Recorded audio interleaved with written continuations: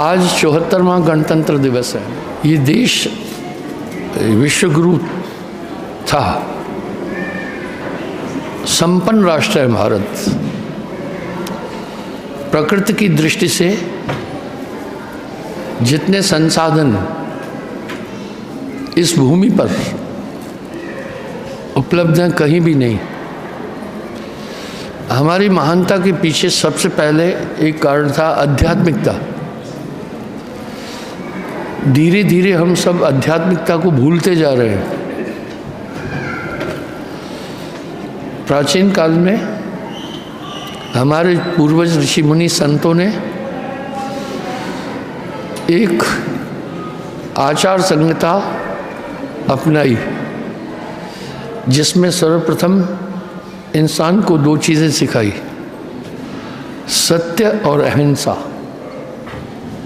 आप देखें, हम सब किसी के भी गुणों का मूल्यांकन किसी भी आदमी का उसके गुणों और दोषों के द्वारा करते हैं। पहली बात यह है आध्यात्मिकता की कितनी ज़रूरत है। अच्छा इंसान नेक गुणों को धारण करने से ही बनता है। यहाँ आध्यात्मिकता सिखाई जाती थी, पहले पढ़ाई जाती थी। रूहानियत की खान है ये देश, अहिंसावादी राष्ट्र है, यहाँ भाईचारा है। विगत कुछ समय से थोड़ा सा हम सब थोड़ी कठिन परिस्थितियों से गुजर रहे हैं। ये सब चीज़ें विदेशों से थोपी हुई है। हमारे देश में सभी मिलजुल कर रहने वाले लोग हैं, मिलजुल कर रहते थे। पहली बात इस देश की महानता की है कि प्राकृतिक संसाधन इसमें बहुत उत्तम है, और इसकी महानता का रहस्य हिमालय है। हिमालय हमारे देश के लिए हमेशा आदर्श रहा। हर दृष्टि से हिमालय की महत्ता हम समझते हैं। पहली बात तो यह है, हमारे दक्षिण और पश्चिम में सागर हमारी सुरक्षा करता है। उत्तर में हिमालय, ये एक प्राचीर है। ऊंचा हिमालय मानसून पवनें जो पूर्वी मानसून और पश्चिमी मानसून उनको रोककर वृष्टि करते। हिमालय से इतनी नदियाँ निकलती हैं जो पूरे देश की भूमि को सिंचित करती है, और प्रकृति की ओर से ये ईश्वर की कृपा से बड़ा महान राष्ट्र है। दुनिया के अंदर 6 ऋतुएं सिर्फ भारतवर्ष में है, बाकी 6 ऋतुएं कहीं भी नहीं है। यहाँ हर किस्म के फल होते हैं। इस राष्ट्र की और नदियाँ यहाँ ज़मीन को सिंचित करती है। जलवायु की दृष्टि से भारत बहुत महान देश है। 6 ऋतुएं अगर आप देखेंगे, 6 ऋतुएं सिर्फ भारत में होती है, बाकी जगह 6 ऋतुएं नहीं है। इसलिए फल फूल, फसलें, साग सब्जियां हर किस्म की भारत में हो जाती है।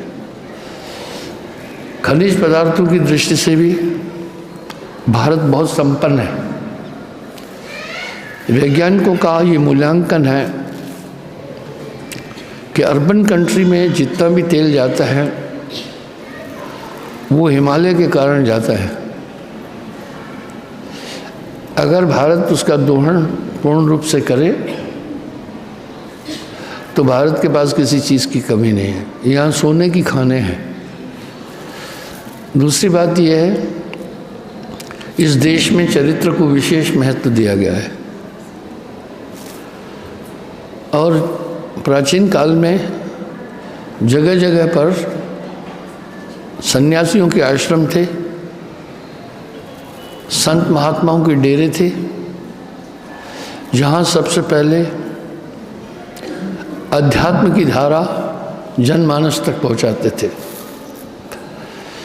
अध्यात्म किसी भी मनुष्य के विकास के लिए पहली पौड़ी है। कितना भी धन हो, कितनी भी विद्या हो, अगर अध्यात्म नहीं है तो आदमी खोखला है। यहाँ की रीत, यहाँ का नियम, यहाँ का सिद्धांत हमारे पूर्वजों ने अच्छी तरह से हमें समझाया कि सत्य और अहिंसा। सत्य के भी 8 अंग हैं। सत्य आचरण, सत्य बोलना, सत्य व्यवहार करना, सत्संग करना, सत्शास्त्रों का अध्ययन करना, सद्गुणों को धारण करना इत्यादि। और अहिंसा, ये हम सबको बिल्कुल भी प्रारंभ में सिखाया जाता था। अहिंसा, मन वचन कर्म से किसी को दुख नहीं देना, इससे भाईचारा बनता है। आज पूरे विश्व में आप देखें, अमेरिका जो कि लोकतंत्र का अपने को अगुआ मानता है, वहाँ कितने हादसे हो रहे हैं। मिडिल ईस्ट देशों में देखें, यूरोप में देखें, ये शांति प्रिय देश है। यहाँ पर ऐसी हिंसक चीज़ें नहीं थी।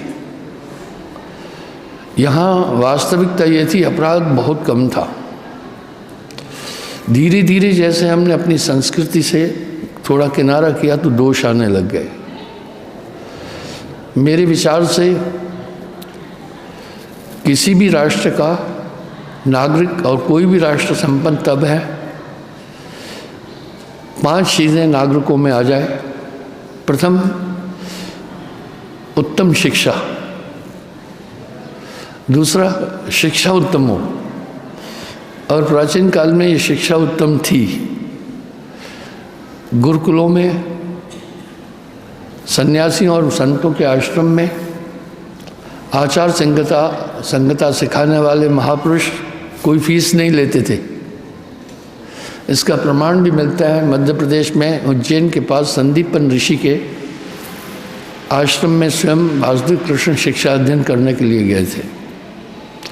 राम जी स्वयं शिक्षा अध्ययन करने के लिए गए थे। तो शिक्षा उत्तम हो। उत्तम शिक्षा में ये होता है कि हम किसी को कष्ट नहीं दें, हम शील और शांतमय जीवन गुजारें, सभी प्राणियों पर दया करें। अहिंसा ऐसे नहीं है, और अहिंसा से बड़ा कोई धर्म नहीं है। ये राष्ट्र अहिंसा परमो धर्म कहने वाला है। दूसरा, स्वस्थ ठीक हो। इसलिए प्राचीन काल में हमारे यहाँ वैदिक पद्धतियाँ थी चिकित्सा की, जो कि बड़ी उत्तम थी। बीमारियाँ थी नहीं। हम दूर नहीं जाते हैं। मैंने अपने गांव में देखा, मेरा गांव बड़ा आदर्श गांव था, जहाँ की जनसंख्या लगभग 4000 थी। सिर्फ एक आदमी था जिसे शुगर थी, सिर्फ एक आदमी था जिसे टीबी थी। कैंसर नाम की कोई चीज़ नहीं थी।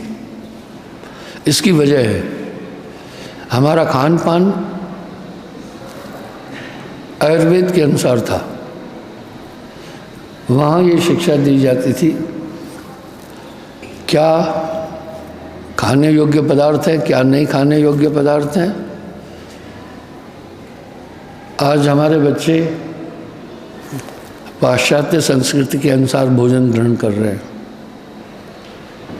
चॉकलेट, बिस्किट, आइसक्रीम, अन्य अन्य ऐसी चीज़ें, ये स्वास्थ्य के लिए बहुत हानिकारक है। यहाँ भूमि बड़ी उर्वरक थी, कोई डाई और यूरिया का इस्तेमाल नहीं होता था। खान पान, आहार शुद्धम तो बुद्धि शुद्धम, बुद्धि शुद्धम तो ध्यान शुद्धम, ध्यान शुद्धम तो ज्ञान शुद्धम, ज्ञान शुद्धम तो मोक्ष शुद्धम।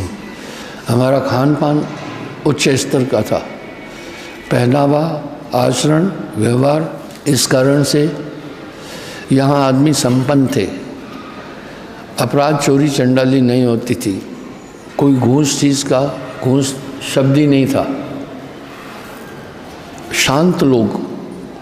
इसलिए आप इतिहास उठाकर देखें, भारत आक्रमणकारी राष्ट्र नहीं है। भारत के आसपास आज भी छोटे छोटे देश हैं, किसी भी देश का शोषण भारत ने नहीं किया। आप देखिए, साम्राज्यवादी देश है, वो अपने बल और शक्ति से छोटे छोटे राष्ट्रों को उनकी संस्कृति मिटाकर अपने में समाहित करते गए, लेकिन भारत ने ऐसा कुछ नहीं किया कभी भी। भारत के आसपास बड़े छोटे छोटे देश हैं, वो सुरक्षित हैं। भारत ने उनका शोषण नहीं किया, उन पर आक्रमण करके अपने अधीन नहीं लिया। इतिहास बताता है कि यहाँ की संस्कृति बहुत महान है। अफसोस है कि धीरे धीरे हमारी युवा पीढ़ी पाश्चात्य संस्कृति की तरफ बढ़ रही है। हमें अपनी संस्कृति को नहीं भूलना है। अच्छाई तो हम कहीं की भी ले लें, अच्छाई कहीं से भी लें, वहाँ संसाधन उनके पास नहीं है उतने, इसलिए उनका खान पान अलग किस्म का है। हम मूल रूप से शाकाहारी राष्ट्र हैं, वहाँ ऐसे संसाधन नहीं है, इस कारण से खान पान उनका अलग ही विचित्र टाइप का है। यहाँ सभी चीज़ें ताज़ी खाते थे, न कोई फ्रिज होती थी, न कुछ होता था, और सब नेचुरल चीज़ें थी जिससे लोगों में रोग नहीं थे। इस समय हमारे देश को शुगर कंट्री कहते हैं। 70% लोगों को शुगर की प्रॉब्लम से वो सफ़र कर रहे हैं। तब बीमारियां भी नहीं थी, हमारी चिकित्सा पद्धति बहुत ऊंचे किस्म की थी। आप देखते हैं फाइयान आदि चाइना से आए थे भारत में, उन्होंने जब देखा, उन्होंने कहा यहाँ डॉक्टरी नहीं चलेगी। उन्होंने कहा ये भारत के लोग तो खाते ही दवाएं हैं। उन्होंने झोपड़ों पर, गांव में, घरों में देखा क्या बात थी। लौकी, कोहड़ा, तरोई, कद्दू की बेलें और फल देखे, ये सब रोग नाशक हैं। अभी भी आप उत्तर प्रदेश में, यूपी, मध्य प्रदेश में देखेंगे, घर घर में वो नीम का पेड़ लगाते हैं। नीम के पेड़ में बड़े गुण थे। तो औषधि की दृष्टि से, मेडिकल की दृष्टि से भारत बहुत आगे था, बहुत संपन्न देश था। धीरे धीरे हम अपनी संस्कृति को भूलते गए। संस्कृति का मूल आधार होता है भौगोलिक स्थिति। यहाँ की भौगोलिक स्थिति बहुत सुंदर है। आप कहाँ जा रहे हैं समुद्र देखने? दक्षिण में समुद्र है, दक्षिण पश्चिम में समुद्र है। आप कहाँ जा रहे हैं रेगिस्तान देखने के लिए? बाड़मेर, जैसलमेर में आपको रेगिस्तान मिल जाएगा। आप कहाँ बर्फ़ देखने जा रहे हैं विदेशों में? यहाँ नॉर्थ ईस्ट में जो श्रृंखला हिमालय की जा रही है, उसकी तलहटी में सब जगह बर्फ़ गिरती है। यहाँ कहाँ गर्मी देखने जा रहे हैं आप? दक्षिण भारत में जाएं, वहाँ गर्मी मिल जाएगी आपको। एक ही टाइम पर भारत के अंदर ऋतुएँ अपना कमाल करती है। इतना प्यारा देश है ये। हमने पाश्चात्य और दूसरे देशों की संस्कृति अपनाना शुरू कर दी। इस कारण से हमारी सेहत ने उसको अलाउ नहीं किया, और विविध प्रकार की बीमारियां। वही मैं आपको एक उदाहरण देता हूँ, मैंने पहले भी देखा। मैं लद्दाख में था, एक तो वहाँ सर्दी ज़्यादा थी, तो हम लोग कह रहे थे यहाँ तो भाई बहुत ठंड है, नर्क जैसा है। तो एक लामा ने बोला, भाई नीचे भारत में क्या है? मैं 15 अगस्त का परेड देखने दिल्ली गया, इतनी गर्मी लगी मुझे, मैं पानी के एक टापू में बर्फ़ डालकर उस पानी में बैठा रहता था। मैंने कहा ऐसा है, अच्छा है तुम 15 अगस्त को गए थे, 26 जनवरी को जाना था तो शायद तुम फिर ज़्यादा परेशान होना था। तो यहाँ हम सब ऋतुओं को संभाल और सहज लेते हैं। यहाँ खान पान बहुत उत्तम किस्म का है और भारत कृषि प्रधान देश है। यहाँ 70% लोग कृषि पर आधारित है। यहाँ फल फूल खूब होते हैं। यहाँ की शिक्षा बहुत उत्तम थी। इसका प्रमाण सामने देता हूँ। विश्व की सबसे पहली विशाल यूनिवर्सिटी नालंदा विश्वविद्यालय था, जहाँ विविध देशों के लोग अध्ययन के लिए आते थे। जापान, चाइना, रसिया, दक्षिण एशिया, श्रीलंका, नेपाल आदि के लोग शिक्षा अध्ययन के लिए यहाँ आते थे। इसका मतलब यह है कि हमारे यहाँ शिक्षा की दृष्टि से भी हम बहुत संपन्न थे और मेडिकल की दृष्टि से भी हम बड़े संपन्न थे। व्यवहार की दृष्टि से भी हम व्यवहार कुशल थे। यहाँ हिंसा बिल्कुल नाम की चीज़ नहीं थी। तो बंधुओं, आज के दिन हमें इस गणतंत्र दिवस पर इस चीज़ को देखना होगा कि हर नागरिक को 5 चीज़ों की सुविधाएं उत्तम मिल सके। पहला, निसंदेह हमारी शिक्षा प्रणाली में बदलाव की बहुत ज़रूरत है। मैं क्षमा चाहता हूँ, मैं राजनीतिक दृष्टि से नहीं चलता हूँ, मेरा एक अपना अलग क्षेत्र है। मैं एक सन्यासी हूँ। तो शिक्षा पद्धति में बदलाव चाहिए। पहले जो शिक्षा देते थे, वैदिक शिक्षा देते थे। वेदों में जीवन पद्धति के लिए और उपचार पद्धति के लिए, व्यवहार पद्धति के लिए दिशाएं। हर एक आदमी जानता था पाप क्या है, पुण्य क्या है। इस कारण से लोग धर्मिष्ठ थे। धीरे धीरे हम सब विधर्मी होते गए। वास्तविकता यह है कि हमारा धर्म प्राचीन होने के बाद भी विखंडित होता जा रहा है। इसकी वजह यह है, इस भारतीय उपमहाद्वीप में विविध धर्मों के लोग रहते हैं। क्या वजह रही? क्योंकि हमने अपनी संस्कृति, अपनी आचार संहिता, अपनी पुरातन रीति को छोड़ दिया और विदेशी नीतियों को हमने अपनाया। मैं एक बार फिर कहना चाहूँगा कि अगर विश्व के मानचित्र को आप देखेंगे तो भारत सबसे पुरातन सनातन देश है, क्योंकि प्रथम मानव संस्कृति भारत में स्थापित हुई। चाइना में कुछ नहीं था, रसिया में कुछ नहीं था, बर्फ़ ही बर्फ़ थी, और अमेरिका आदि अमेरिकन देश नहीं थे। इसे तो कोलंबस ने ढूंढा था 450 साल पहले। दक्षिण अफ्रीका में मनुष्य ही नहीं रहते थे, विशाल जंगल, खूंखार जीव थे। ये सबसे पहले मानव संस्कृति का उत्थान ही यहीं से हुआ है। यहीं से मानव संस्कृति ने उत्थान भरा। आज भी आप संसार के विविध देशों में भ्रमण करके देखें, भारतीय मिलेंगे, भारतीय लोग मिलेंगे। अफ्रीका में जाकर देखें, माँ नीग्रो हैं और बाप भारतीय है। क्योंकि जो भारतीय यहाँ से जब हम पराधीन थे तो चले गए, उन्होंने वहाँ शादी ब्याह कर लिया, तो नस्ल भी चेंज हो गई, नस्ल चेंज हो गई। आप क्रिकेट टीम में देखें, दक्षिण अफ्रीका की क्रिकेट टीम में देखें और कुछ अन्य टीमों में देखें, जहाँ एल्विन कालीचरण, रामदीन फलाना फलाना, ये क्या है? माँ और बाप दोनों के गोत्र को उन्होंने अपने साथ जोड़ा। यानी भारत से ही ये मानव उत्थान हुआ, पूरे विश्व में फैला। आज अफसोस इस बात की है, कहा कि हम सब हम विघटित होते जा रहे हैं।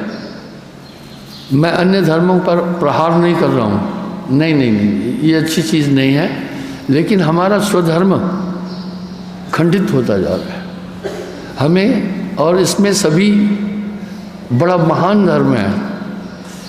इस धर्म की महानता ये है, इसकी मान्यताएं बड़ी उत्तम है। प्रथम मान्यता है ईश्वर है, हम आस्तिक है, नास्तिक नहीं है। दूसरा, इसके सिद्धांत है सत्य और अहिंसा, इसलिए इस देश में रहने वाला हर इंसान अहिंसा का अनुकरण करता था और सत्य का अनुकरण करता था। सत्य समान धर्म नहीं आना। कबीर साहब ने भी अपनी वाणी में कहा, साच बराबर तप नहीं, झूठ बराबर पाप, जाके हृदय साच है बाके हृदय आप। तो हमें उस समय प्राचीन ये शिक्षा पद्धति बड़ी उत्तम थी। पहले चरित्र निर्माण के लिए बोला जाता था, उन्हें सिखाया जाता था पाप क्या है, पुण्य क्या है, कृत क्या है, अकृत क्या है, धर्म क्या है, अधर्म क्या है, हर एक आदमी नोन था। आज आप देखिए शिक्षा पद्धति में कितने विकार आ गए हैं। कुछ तो ऐसी जगह है जहाँ प्लेवे में 50-50 लाख रुपए सालाना फीस है प्लेवे में। उस समय शिक्षा फ्री थी, निःशुल्क थी, और सब उन गुरुकुलों में जाते थे, वहाँ शिक्षा अध्ययन करते थे, वहाँ कृत आकृत को समझते थे और इस पद्धति को भी समझते थे, सत्य और अहिंसा का अनुकरण पूरा करते थे। तीसरी बात ये थी कि इस जीवन का एक लक्ष्य, ये आस्तिक देश है, नास्तिक देश नहीं है। इसका लक्ष्य एक था मोक्ष की प्राप्ति। पहले तो इस धर्म की एक मान्यता है, ईश्वर है, ये धर्म ईश्वर के अस्तित्व को स्वीकार करता है। आप कहेंगे क्या कोई धर्म ईश्वर के अस्तित्व को स्वीकार नहीं करते हैं? बहुत से धर्म हैं जो ईश्वर के अस्तित्व को स्वीकार नहीं करते हैं, वो आत्मा तक बोलते हैं, पर ये धर्म ईश्वर के अस्तित्व को स्वीकार करता है। अलग बात है कि हमारी उपासना पद्धतियाँ थोड़ी भिन्न भिन्न हैं, वो भी भौगोलिक स्थिति के कारण से है। दूसरा, इस धर्म की मान्यता है सत्य और अहिंसा। आप विचार करें, जो सत्य का अनुकरण करेगा, ये तो सत्य तो एक बहुत बड़ी तपस्या है। सत्य के 8 अंग हैं, जैसा कि मैंने पहले बोला, साच बराबर तप नहीं, झूठ बराबर पाप। दूसरा, अहिंसा। अहिंसा में मन वचन कर्म से किसी को दुख नहीं देना, किसी से राग नहीं रखना, किसी प्रतिद्वंदता नहीं करना, किसी से बैर नहीं रखना, ये अहिंसा है। 8 अंग हैं अहिंसा के भी। वो सिखाई जाती थी कि भाई इससे तुम्हारे अंतःकरण में दूषण भाव आ जाएगा, अंधकार में हो जाएगा। और आध्यात्मिकता थी यहाँ पर, आत्मवतम सर्वभूतेषु, सब में एक आत्मा देखो, सभी प्राणियों में एक आत्मा देखिए। जब ये दृष्टि हमारे अंदर बेसिक आ जाएगी तो हम हिंसक होंगे ही नहीं। इस अहिंसा का प्रमाण तो इसी चीज़ से आज भी मिल रहा है कि हमारे डीएनए में है अहिंसा। लेकिन अहिंसा का मतलब ये नहीं है कि हम कमज़ोर हैं, नहीं। कहते हैं धनी होकर दीन होना मुश्किल काम है, बलवान होकर के सहज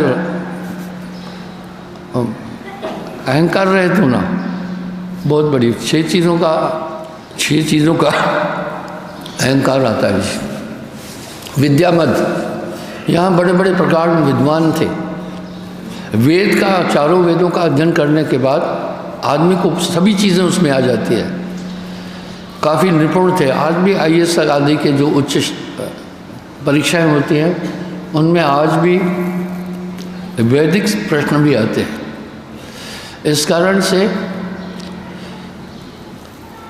अहिंसा को सिखाया जाता था, सत्य को सिखाया जाता था। जब आप ये शिक्षा आपके जहन में आएगी तो आपका आचरण ऊंचा उठेगा, आप में वैमनस्य नहीं रहेगा। आज भी इसकी ज़रूरत है। शिक्षा पद्धति में तो सुधार की इतनी ज़रूरत है कि पूछिए नहीं।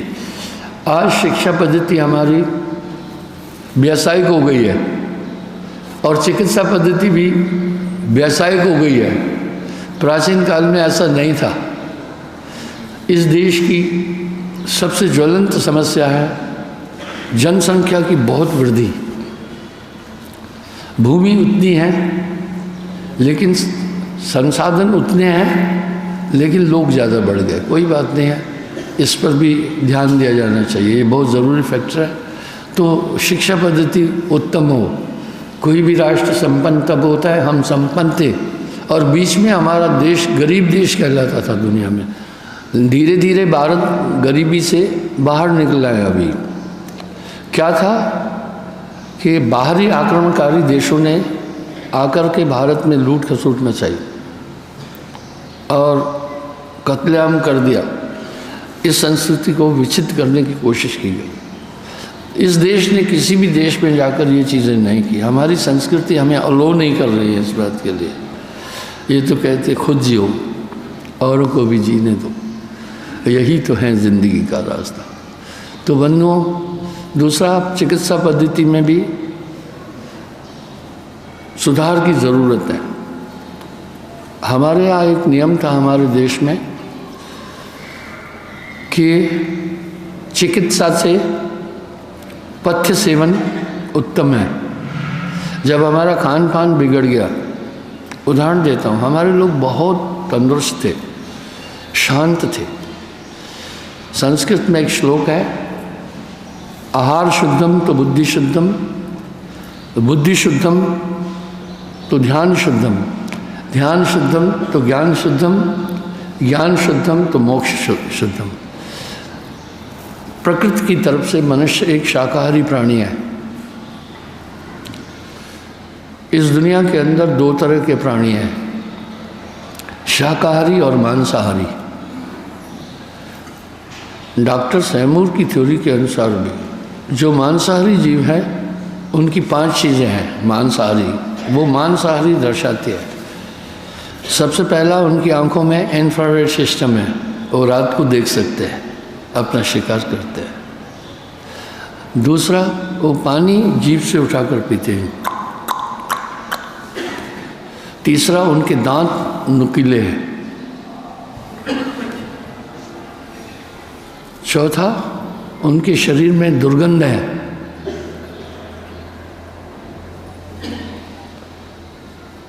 पांचवा, उनके नाखून भी नुकीले हैं। उदाहरण के लिए शेर को देखें, जितने भी नरभक्षी हैं, मांसाहारी जीव हैं, उनमें ये लक्षण दिखते हैं। उनके दांत नुकीले हैं, उनकी आंखों में, वो डार्क ब्लाइंड नहीं है, आंखों में इंफ्रारेड सिस्टम है, अंधेरे में देख लेते हैं। और उनके जिस्म में बदबू है। उनके नाखून भी नुकीले हैं। और शाकाहारियों की भी 5 पहचान है। पहले, वो डार्क ब्लाइंड है, अंधेरे में नहीं देख पाते। दूसरा, उनके दांत चौड़े हैं। तीसरा, वो पानी निगल कर पीते हैं। चौथा, उनके नाखून भी चौड़े हैं। पांचवा, दुर्गंध नहीं है। इस तरह से मनुष्य बेसिक प्रकृति की ओर से शाकाहारी प्राणी है। इसके शरीर के स्नायु मंडल की संरचना ऐसी है कि शाकाहारी है। साग, वनस्पति वगैरह इनका सेवन करने वाला ये प्राणी है। क्रॉस डाइट ली हम तो हमारी ज़िंदगी पर बहुत बड़ा असर पड़ा। इससे कई रोग आ गए। आदमी का जो पाचन सिस्टम है वो शाकाहारी है और इस चीज़ को अभी भी पशु लोग पालन करते हैं। जो भी शाकाहारी है उनमें ये चीज़ें मिलती है। आप देखो, गाय दूध जल निगल कर पीती है और डार्क ब्लाइंड है, उसके खुर भी चौड़े हैं, दांत भी चौड़े हैं, कभी मांस नहीं खाती। पर इंसान क्या कर रहा है, कुछ देशों में गायों के आहार के अंदर पिग ऑयल, सूअर का तेल चर्बी वगैरह मिलाकर उनको खिला देते। तो ये मानव का मस्तिष्क ऐसा है, बंदरों को भी ऐसे ही कर देते। पर नेचुरल वो शाकाहारी है। जो भी शाकाहारी होगा शांत वृत्ति का होगा। उदाहरण सामने है, हमारे थोड़ी सी दूरी पर जापान है, वहाँ की औसत आयु बहुत लंबी है और हमारे यहाँ औसत आयु 58 साल हो गई, वहाँ अभी भी 80 साल है। वजह यह है वो शाकाहारी है और छोटा देश होने के बाद भी पूरी दुनिया के अंदर एक शख्सियत रखता है और दुनिया की चौथी तीसरी वो आर्थिक ताकत है। आप सोचें, छोटा सा देश है और लोग तंदुरुस्त हैं वहाँ पर। इस तरह से मांसाहार तो वर्जित होना ही चाहिए, वो हमारी धर्म की रस्म रिवाज से मेल नहीं खाता है। तो वहाँ पर मांसाहार को घोर पाप बोला गया। जब ये बात मैं बोलता हूँ लोग बिचल पड़ते हैं, वो मांस खाते हैं इसलिए। तो बंधुओं, अगर मैं आपको अतीत में नहीं धकेल रहा हूँ, अतीत की बहुत सी चीज़ें हैं जो ग्रहणीय हैं और बहुत कुछ छोड़ने के काबिल है। वर्तमान में भी बहुत कुछ ऐसा है जो ग्रहण करने काबिल है और छोड़ने के काबिल है। इसलिए अतीत और वर्तमान का सामंजस्य बिठा करके जीवन जीना ही कला है। मैं आपको अतीत की तरफ नहीं धकेल रहा हूँ। तो बंधुओं, इस तरह से राष्ट्र ये बहुत महान और संपन्न राष्ट्र है। आज भी हम वापस अगर उसी नियमों पर चलें, आध्यात्मिकता तो बहुत ज़रूरी है, इसलिए वहाँ बच्चों को गुरुकुलों में भेज देते थे, सन्यासियों के आश्रम में भेज देते थे। वो निष्काम भाव से उनको शिक्षा देते थे, कुछ नहीं लेते थे।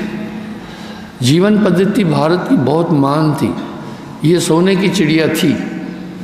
इंसान में रोग आ जाते हैं तो कमज़ोर हो जाता है, तो उसको ये पहले जानना होगा रोग किस किस कारण से आए हैं, तो उसका उपचार करना होगा। इस तरह अभी भी हमें संभलने की ज़रूरत है कि हम अपनी संस्कृति को नहीं भूलें। हम अपने देश की जो विरासत हमारे पूर्वजों ने दी है वो बहुत उच्च और महान थी और कितना शक्तिशाली देश था। सिकंदर पूरी दुनिया को फतह करते हुए आया, पोरस पर उसने बड़ी मुश्किल से विजय प्राप्त की। आगे जब बढ़ा तो चंद्रगुप्त मौर्य की सेना ने सिकंदर की सेना को शिकस्त दी। उनका सेनापति बाद में सेल्यूकस अपनी लड़की की शादी चंद्रगुप्त से करके यहाँ से पराजित होकर के गया। सिकंदर की ताकत को पोरस ने ठोका। और भारत इतना बलवान भी देश है, अहिंसावादी होने के साथ में विचारधारा उत्तम होती है।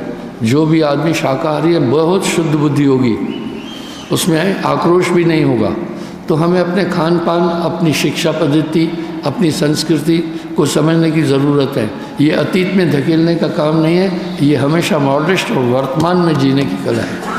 और रूहानियत यहाँ की गज़ब की थी।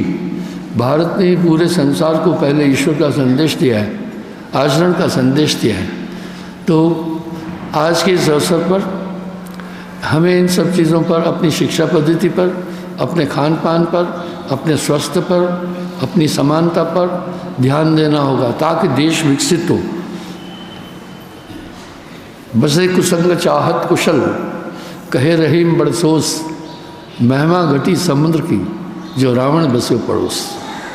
तो आप इन बुराइयों को अपना करके हम ऊंचाई की शिखर तक नहीं जा सकते।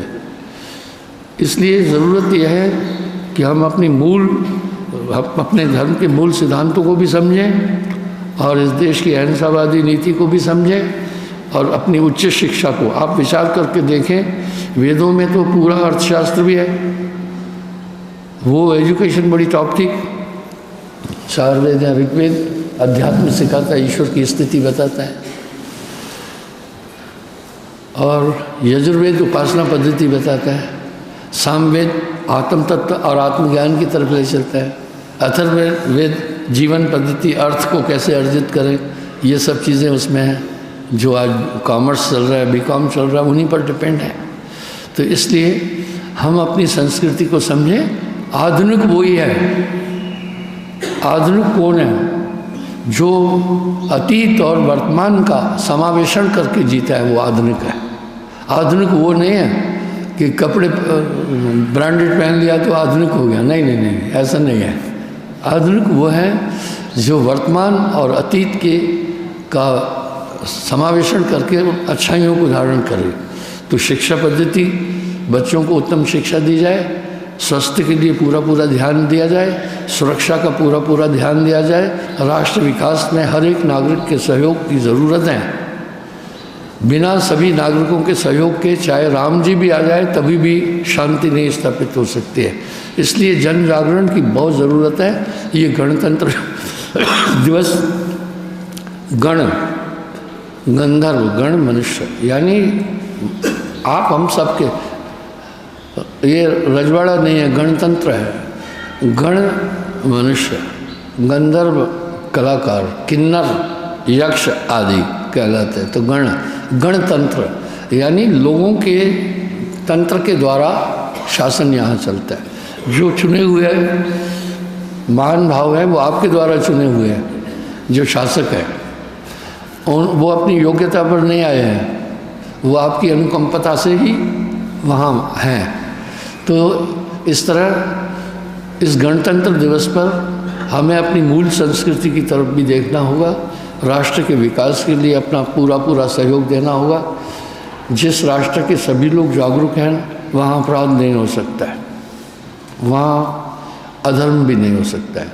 मैं आप सबको पुनः गणतंत्र दिवस की शुभकामनाएं देता हूँ। बोलिए सद्गुरुदेव की, भारत माता की, भारत माता